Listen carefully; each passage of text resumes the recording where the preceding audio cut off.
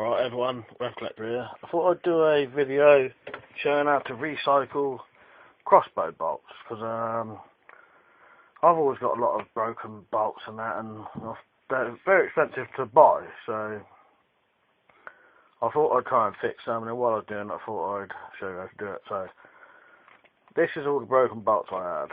There's lots of bent ones and bits and pieces, and so I decided to take these and make them into good ones. So first thing you want to do is get all your bits together, and you want some tools. You're going to want something to cut the bolts with, so possibly a hacksaw, or I'm using a pipe cutter. You're going to want a vise, a bench, possibly some kind of glue or double-sided tape, a marker pen, some sandpaper and a file. So the first thing you want to do is get your bolts and look down them, as in the picture shown. Look down them and find the bend, and then mark it with the marker pen. So there's the mark. That is just past the bend. So you want to go just past the bend.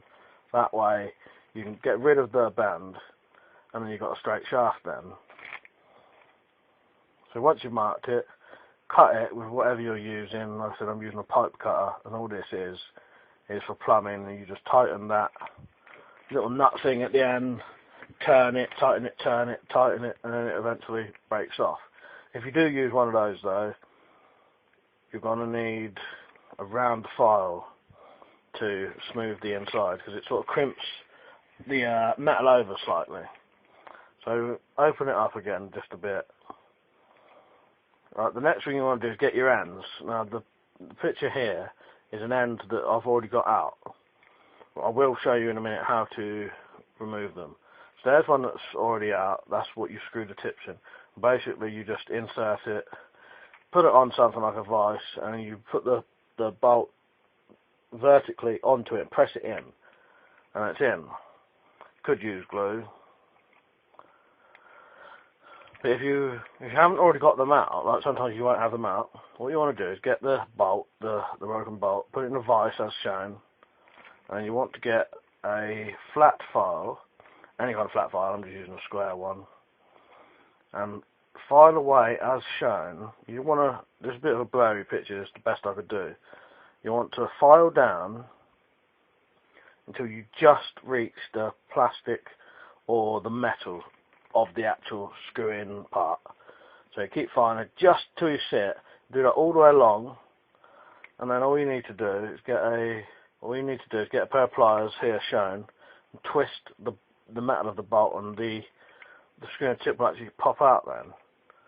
So there's the screw-in part, and there's the tip, and then all you need to do is put a bit of glue or double-sided tape on it as shown. I just use double-sided tape because that's what I've got. And then you, like I mentioned before, you just lay the screw-in part on something metal or whatever vertically, and then press the bolt down onto it. Just use your weight and press it in. If you use tape like this, you'll have a bit of excess, so just use a knife to cut that off. And then you've got the tip ready, and then just use a bit of sandpaper just to go around the tips, just to make sure they're smooth. So that's your tips done, and then all you need to do is the knock ends.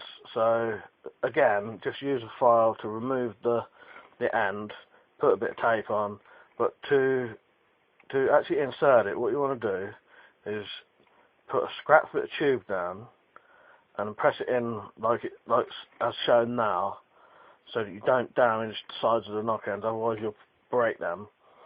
So that's how to get that in. And then you'd have a perfect bolt then, if it's already got the floats. If you haven't got any floats on there, or they're too damaged, you want to get old scrap bits that are no good, like this bit. All that was good on it was the floats. Just take a Stanley knife and just run it along the bottom, scraping against the aluminium shaft, or whichever shaft you're using, and they'll just come straight off, as shown. And then I do that with all of them, so I've got loads of these floats, or veins, or whatever you want to call them, and they stick back onto those shafts really easily with super glue, really easily.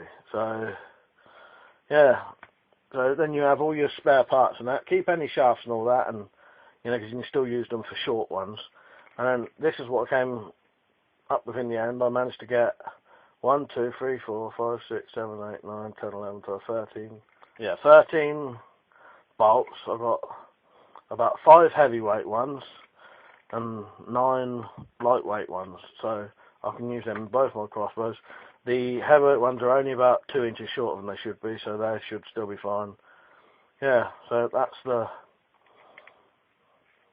what we come up with in the end. That's a lot of money's worth of bolts, really, saved just by doing them myself. So yeah, that's it. So any broken bolts, anything, you can get parts of all your broken bolts, and if you have the same experience as mine, most of my bolts bend right on the end, so you only need to cut off about 1 inch or 2, and then as long as you're only cutting off a bit, they should still be perfectly good for strong crossbows, and the smaller bolts you can use for weaker crossbows, where it doesn't matter so much, you know, the danger isn't so much. So yeah, I hope you enjoyed the video.